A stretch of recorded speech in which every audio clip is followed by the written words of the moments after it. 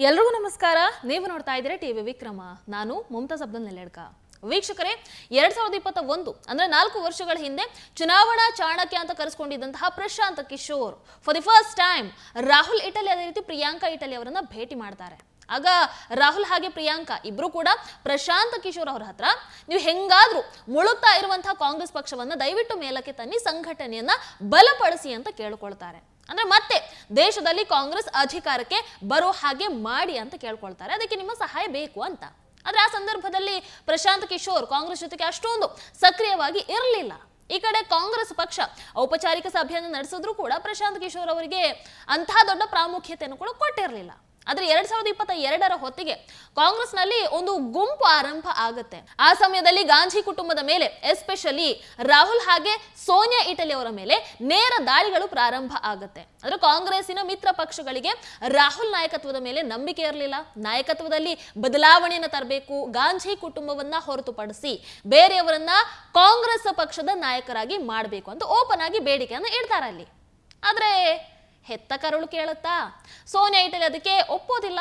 ಒಮ್ಮೆ ಅವರಿಗೆ ಮಗನನ್ನ ಪ್ರಧಾನಿ ಜಾಗದಲ್ಲಿ ನೋಡ್ಬೇಕು ಅನ್ನುವಂತಹ ಆಸೆ ಪಾಪ. ವೀಕ್ಷಕರ, ಆ ಸಮಯದಲ್ಲಿ ಮಮತಾ ಬ್ಯಾನರ್ಜಿ ಒಂದು ಪೀಕ್ ಅಲ್ಲಿ ಇದ್ರು.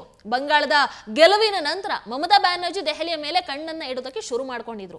ಆ ಸಂದರ್ಭದಲ್ಲಿ ಕಾಂಗ್ರೆಸ್ಗೆ ತಮ್ಮ ಶಕ್ತಿಯನ್ನು ತೋರಿಸೋದು ಹೇಗೆ ಅನ್ನುವಂಥದ್ದು ತಕ್ಷಣಕ್ಕೆ ಅರ್ಥ ಆಗಿರಲಿಲ್ಲ. ಸತತ 2ನೇ ಬಾರಿಗೆ ಕಾಂಗ್ರೆಸ್ ನಾಯಕತ್ವದಲ್ಲಿ ಸೋಲಾಗುತ್ತೆ. ವಿರೋಧ ಪಕ್ಷದಲ್ಲಿ ಕೂಡ ಕಾಂಗ್ರೆಸ್ ಪಕ್ಷ ಹಾಗೆ ಗಾಂಧಿ ಕುಟುಂಬಕ್ಕೆ ಬಹಿಷ್ಕಾರದಂತಹ ಪರಿಸ್ಥಿತಿ ನಿರ್ಮಾಣ ಆಗುತ್ತೆ. ಹಾಗಾಗಿ ಗಾಂಧಿ ಕುಟುಂಬಕ್ಕೆ ಒಂದು ರೀತಿಯಾಗಿ ಗ್ರಹಣ ಬಡಿದ ಹಾಗೆ ಆಗಿತ್ತು.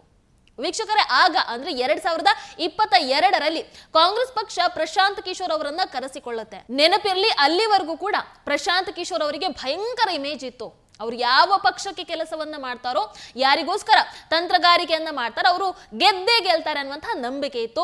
ಬಂಗಾಳ ಚುನಾವಣೆಯಲ್ಲಿ ಮಮತಾ ಬ್ಯಾನರ್ಜಿ ಆಗಿರಬಹುದು, 2014ರಲ್ಲಿ ನರೇಂದ್ರ ಮೋದಿಜಿಯವರಾಗಿರಬಹುದು, ಇನ್ನು DMK ಆಗಿರಬಹುದು, ಅಥವಾ ಪಂಜಾಬ್ ಅಲ್ಲಿ ಕಾಂಗ್ರೆಸ್ಸಿಗಾಗಿ ಅವರು ಕೆಲಸವನ್ನ ಮಾಡಿದಾಗಿರಬಹುದು. ಹೀಗೆ ಭಯಂಕರ ಟ್ರ್ಯಾಕ್ ರೆಕಾರ್ಡ್ ಅಂತೂ ಇದೆ ಅವರದ್ದು. ಹಾಗಾಗಿ ಪ್ರಶಾಂತ್ ಕಿಶೋರ್ ಅವರನ್ನ ನಂಬಿ 2022 ಏಪ್ರಿಲ್ ಅಲ್ಲಿ ಕಾಂಗ್ರೆಸ್ ಪಕ್ಷ ಸೋನಿಯಾ ಇಟಲಿ ಅವರ ಮನೆಗೆ ಪ್ರಶಾಂತ್ ಕಿಶೋರ್ ಅವರನ್ನ ಕರೆಸಿಕೊಳ್ತಾರೆ. ರಾಹುಲ್ ಇಟಲಿ, ಪ್ರಿಯಾಂಕಾ ವಾದ್ರಾ, KC ವೇಣುಗೋಪಾಲ್, ಜಯರಾಮ್ ರಮೇಶ್, ಹೀಗೆ ಒಂದಷ್ಟು ಕಾಂಗ್ರೆಸ್ನ ಪ್ರಮುಖ ನಾಯಕರು ಅಲ್ಲಿ ಉಪಸ್ಥಿತರಿರ್ತಾರೆ.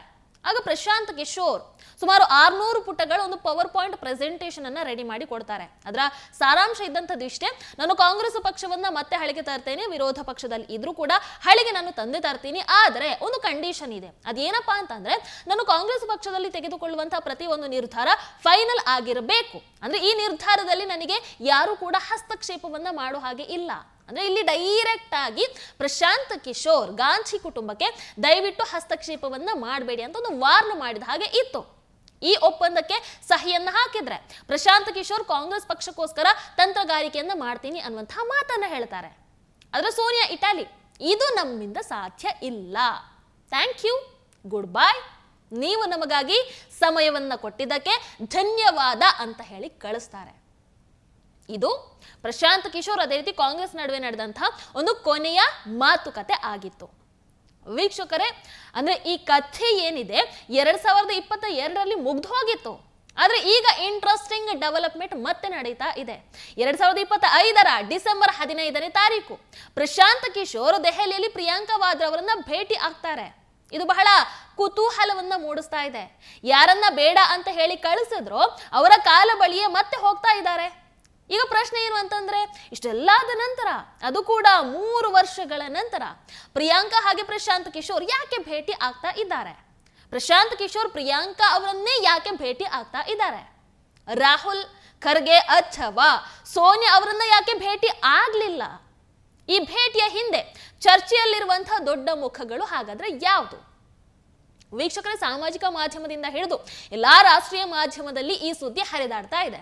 ಇದನ್ನ ಬಿಹಾರ ಚುನಾವಣೆಯ ಜೊತೆಗೆ ಜೋಡಿಸಿ ಕೂಡ ನೋಡಲಾಗ್ತಾ ಇದೆ. ಅಂದ್ರೆ ಬಿಹಾರ ಚುನಾವಣೆಯ ನಂತರ ಪ್ರಶಾಂತ್ ಕಿಶೋರ್ ಅವರ ಜನಸುರಾಜ್ ಪಕ್ಷದ ಸ್ಥಿತಿ ಕೂಡ ಬಹಳ ಕೆಟ್ಟ ಹೋಗಿದೆ. ಅವರಿಗೂ ಈಗ ಒಂದು ಜೊತೆಗಾರರು ಅಂತ ಬೇಕು. ಹಾಗಾಗಿ ಆ ಕಾರಣಕ್ಕೋಸ್ಕರ ಕಾಂಗ್ರೆಸ್ನ ಪ್ರಧಾನ ಕಾರ್ಯದರ್ಶಿ ಪ್ರಿಯಾಂಕಾ ವಾದ್ರಾ ಅವರನ್ನ ಭೇಟಿ ಆಗ್ತಾ ಇದ್ದಾರಾ? ಅಂದ್ರೆ ಒಂದಷ್ಟು ಮಾಧ್ಯಮ ವಿಶ್ಲೇಷಕರು ಪ್ರಶಾಂತ್ ಕಿಶೋರ್ ಕಾಂಗ್ರೆಸ್ ಪಕ್ಷಕ್ಕೆ ಸೇರ್ತಾರೆ ಅಂತ ಕೂಡ ಹೇಳ್ತಾ ಇದ್ದಾರೆ. ಅದಕ್ಕೋಸ್ಕರ ಅವರು ಪ್ರಿಯಾಂಕಾ ವಾದ್ರಾ ಅವರನ್ನ ಭೇಟಿ ಆಗಿ ತಮ್ಮ ಪಕ್ಷವನ್ನ ಕಾಂಗ್ರೆಸ್ ಅಲ್ಲಿ ವಿಲೀನಗೊಳಿಸಿ ತಮಗೆ ಬಿಹಾರ ಕಾಂಗ್ರೆಸ್ ಅಧ್ಯಕ್ಷ ಸ್ಥಾನವನ್ನ ಕೊಡಿ ಅಂತ ಕೇಳ್ತಾ ಇದ್ದಾರಂತೆ. ಆದರೆ ಅದು ಸಾಧ್ಯ ಆಗಿರುವಂಥದ್ದಕ್ಕೆ ಚಾನ್ಸಸ್ ಬಹಳ ಕಡಿಮೆ ಇದೆ. ಬಿಹಾರದಲ್ಲಿ ಕಾಂಗ್ರೆಸ್ನ ಒಟ್ಟು ಸ್ಥಾನ ಎಷ್ಟು? 6 ಇದೆ. ಪ್ರಶಾಂತ್ ಕಿಶೋರ್ ಅವರ ಪಕ್ಷ 238 ಸ್ಥಾನಗಳಲ್ಲಿ ಸ್ಪರ್ಧಿಸಿದ ನಂತರ 236 ಸ್ಥಾನದಲ್ಲಿ ಠೇವಣಿಯನ್ನ ಕಳ್ಕೊಂಡಿದೆ. ಹೀಗೆ ಇರುವಾಗ ಪ್ರಶಾಂತ್ ಕಿಶೋರ್ 6 ಸ್ಥಾನವನ್ನ ಗೆದ್ದಿರುವಂತಹ ಕಾಂಗ್ರೆಸ್ ಜೊತೆಗೆ ಸೇರ್ತಾರಾ? ಪ್ರಿಯಾಂಕಾ ವಾದ್ರಾ 236 ಠೇವಣಿಗಳನ್ನ ಕಳ್ಕೊಂಡಂತಹ ಪಕ್ಷದ ಹಿಂದೆ ಯಾಕೆ ಬೀಳಬೇಕು? ಏನು ಅವಶ್ಯಕತೆ ಇದೆ? ವೀಕ್ಷಕರ, ಪ್ರಶಾಂತ್ ಕಿಶೋರ್ ಚುನಾವಣಾ ತಂತ್ರಗಾರಿಕೆಯಲ್ಲಿ ನಿಪುಣ, ಅದರಲ್ಲಿ ಡೌಟೇ ಇಲ್ಲ. ಪ್ರಶಾಂತ್ ಕಿಶೋರ್ ಕೇಳಿದ್ರೆ ಅವರಿಗೆ ಒಂದು ರಾಜ್ಯಸಭಾ ಸ್ಥಾನವನ್ನ ಕೂಡ ಬಿಜೆಪಿ ಕೊಡ್ತಾ ಇತ್ತು. ಆದ್ರೆ ಆ ಸಂದರ್ಭದಲ್ಲಿ ಪ್ರಶಾಂತ್ ಕಿಶೋರ್ ಮಿನಿಸ್ಟ್ರಿಯನ್ನೇ ಕೇಳ್ಬಿಡ್ತಾರೆ, ಅದು ಕೂಡ ಯಾರ ಹಸ್ತಕ್ಷೇಪ ಇಲ್ಲದೆ ಇರುವಂತಹ ಸಚಿವ ಸ್ಥಾನ. ಆದ್ರೆ ಅಮಿತ್ ಶಾಜಿ ಅವರು ಅದನ್ನ ತಿರಸ್ಕಾರ ಮಾಡ್ತಾರೆ. ಯಾಕಂದ್ರೆ ಅವರು ಪಕ್ಷಕ್ಕಾಗಿ ಕೆಲಸವನ್ನ ಮಾಡುವಂತ ಒಬ್ಬ ತಂತ್ರಗಾರ ಅಷ್ಟೇ. ಅದಕ್ಕೋಸ್ಕರ ಅವರಿಗೆ ಏನು ಫೀಸ್ ಕೊಡ್ಬೇಕು ಅದು ಕೊಡ್ಲಾಗುತ್ತೆ, ಹಾಗಂತ ಮಿನಿಸ್ಟ್ರಿ ಕೊಡೋದಕ್ಕಾಗತ್ತಾ? ಇದು ಪ್ರಶಾಂತ್ ಕಿಶೋರ್ ಅದೇ ರೀತಿ ಅಮಿತ್ ಶಾಜಿ ಅವರ ನಡುವೆ ಬಿರುಕನ್ನ ಮೂಡಿಸುತ್ತೆ. ಅದಾದ ನಂತರ ಬಿಜೆಪಿಯಿಂದ ಪ್ರಶಾಂತ್ ಕಿಶೋರ್ ಒಂದ್ ಸ್ವಲ್ಪ ದೂರ ಆಗಿ ಬಿಡ್ತಾರೆ. ವೀಕ್ಷಕರೇ, ಒಟ್ಟಾರೆಯಾಗಿ ಈ ಭೇಟಿ ಇದೆಯಲ್ವಾ, ಪ್ರಶಾಂತ್ ಕಿಶೋರ್ ಅವರ ಹಿತಾಸಕ್ತಿಗಳಿಗಾಗಿ ಅಲ್ಲ ಅಂತ ಕಾಣಿಸುತ್ತೆ. ಅವರ ರಾಜಕೀಯ ಮಹತ್ವಾಕಾಂಕ್ಷೆಗಾಗಿ ಕೂಡ ಅಲ್ಲ. ಬದಲಿಗೆ ದೆಹಲಿಯಲ್ಲಿ ನಡೆದಂತಹ ಈ ಭೇಟಿ ಪ್ರಿಯಾಂಕಾ ವಾದ್ರಾ ಅವರ ರಾಜಕೀಯ ಹಿತಾಸಕ್ತಿಗಾಗಿ. ಈ ಕಥೆ ಕಳೆದ ವರ್ಷನೇ ಪ್ರಾರಂಭ ಆಗಿತ್ತು. ಪ್ರಿಯಾಂಕಾ ವಾದ್ರಾ ಚುನಾವಣಾ ಸಮಯದಲ್ಲಿ ಕಾಂಗ್ರೆಸ್ ಪಕ್ಷದ ಧ್ವಜವನ್ನ ಎತ್ತುವಂತಹ ಪ್ಲಾನ್ ಅವತ್ತೇ ಇತ್ತು. ಆಗ್ಲೇ ಗಾಂಧಿ ಕುಟುಂಬದಲ್ಲಿ ಅಧಿಕಾರದ ಹೋರಾಟ ಪ್ರಾರಂಭ ಆಗಿತ್ತು. ಸೋನಿಯಾ ರಾಹುಲ್ ಅವರನ್ನ ಮುಂಚೂಣಿಯಲ್ಲಿ ಇಡೋದಕ್ಕೆ ಬಹಳ ಪ್ರಯತ್ನವನ್ನ ಪಟ್ಟರು. ರಾಹುಲ್ ಇಡೀ ಪಕ್ಷವನ್ನ ವಶಪಡಿಸ್ಕೊಂಡ್ರು ಕೂಡ. ಆದ್ರೆ ಈಗ ರಾಹುಲ್ ಮುಂದೆ ಸೋನಿಯಾ ಅವರ ನಿರ್ಧಾರಗಳು ಕೂಡ ನಡೀತಾ ಇಲ್ಲ. 2014, 2019 ಸೋಲುಗಳು, ಇನ್ನು UP ಸೋಲಾಗಿರಬಹುದು, ದೇಶದ ತುಂಬ ಕಾಂಗ್ರೆಸ್ನ ಸೋಲು ಈಗ ಪ್ರಿಯಾಂಕಾಗಿ ಇಷ್ಟ ಆಗ್ತಾ ಇಲ್ಲ. ಪ್ರಿಯಾಂಕಾ ನಾನು ಎಂಟ್ರಿ ಆಗಬೇಕು, ನಾನಾ ಚುಕ್ಕಾಣಿಯನ್ನ ಹಿಡಿಬೇಕು ಅಂತ ಕಾಯ್ತಾ ಇದ್ದಂಥವ್ರು. ಅದಕ್ಕೆ ಸರಿಯಾಗಿ ರಾಹುಲ್ ಇಟಲಿ ಫೇಲ್ಯೂರ್ ಮೇಲೆ ಫೇಲ್ಯೂರ್ ಅನುಭವಿಸ್ತಾನೆ ಇದ್ದಾರೆ. ಹಾಗಾಗಿ ಈಗ ಪ್ರಿಯಾಂಕಾ ಇಟಲಿ ಅವರಿಗೆ ಒಂದು ಅವಕಾಶ ಸಿಕ್ಕಿಬಿಟ್ಟಿದೆ. ಪ್ರಿಯಾಂಕಾದನ್ನ ಬಹಳ ಚೆನ್ನಾಗಿ ಬಳಸ್ಕೊಳ್ತಾ ಇದ್ದಾರೆ. ವಯನಾಡಿನ ಉಪಚುನಾವಣೆಯಲ್ಲಿ ಸ್ಪರ್ಧಿಸುವಂತಹ ಪ್ರಿಯಾಂಕಾ ಅವರ ಹಠದ ಮುಂದೆ ಸೋನಿಯಾ ಅವರು ಪಾಪ ಬಗಲೇಬೇಕಾಯ್ತು. ಅವತ್ತಿಂದ ಪ್ರಿಯಾಂಕಾ ವಾದ್ರಾ ನಿರಂತರವಾಗಿ ಕಾಂಗ್ರೆಸ್ ಅಲ್ಲಿ ತಮ್ಮ ಒಂದು ಗುಂಪು ಏನಿದೆ ಆ ಗುಂಪನ್ನ ಬಲಪಡಿಸ್ಕೊಂಡೇ ಬರ್ತಾ ಇದ್ದಾರೆ. ಕಳೆದ ಒಂದಷ್ಟು ವಾರಗಳ ಹಿಂದೆ ಪ್ರಿಯಾಂಕಾ ವಾದ್ರಾ ತಮ್ಮ ಮಗ ರಿಯಾನ್ಗೆ ರಾಜೀವ್ ಗಾಂಧಿ ಅನ್ನುವಂತಹ ಸರ್ನೇಮ್ ಬೇರೆ ಜೋಡಿಸ್ತಾರೆ.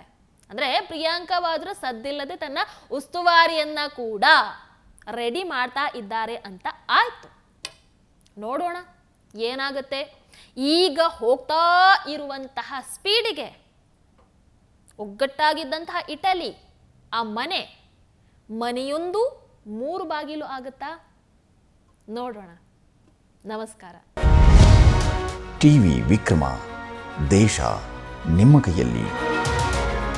ಈ ಕಾರ್ಯಕ್ರಮ ನಿಮಗೆ ಇಷ್ಟ ಆಗಿದ್ದಲ್ಲಿ ಲೈಕ್, ಶೇರ್ ಹಾಗೂ ಕಮೆಂಟ್ ಮಾಡಿ. ಟಿವಿ ವಿಕ್ರಮದ ಕಾರ್ಯಕ್ರಮಗಳನ್ನು ನಿರಂತರವಾಗಿ ವೀಕ್ಷಿಸಲು ಸಬ್ಸ್ಕ್ರೈಬ್ ಮಾಡಿ, ಬೆಲ್ ಐಕನ್ ಒತ್ತಿ.